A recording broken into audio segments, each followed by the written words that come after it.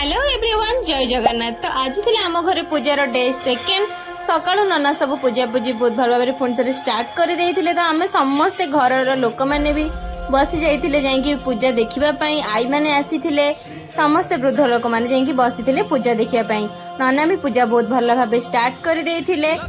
आम समस्ते सूर्य पूजा बाहर को पलि आसलु। काली छात उपर सूर्य पूजा होता किंतु जेहेतु आज वर्षा होता तो तले एठी आसिक देखे तो बुढ़ी मानकर सब मीटिंग स्टार्ट हो जाइतिला। तापर मु बसिकली लंच करने टाइम हो जाइतिला लंच रो। तापर लंच कर सारी एठी गेलिन आ मु टिके बसिकी मजा मस्ती सब करूथुलु। दीदी माने बसी समस्त कथबार्ता होउथिले। तापर इवनिंग टाइम रे नना आसी जाइतिले आरती करबा पई संध्या आरती। आरती भी बहुत भल भाव होता।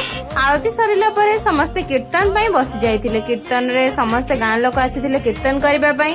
तो वीडियोटी भल लागितिले लाइक शेयर सब्सक्राइब निश्चय करिवे।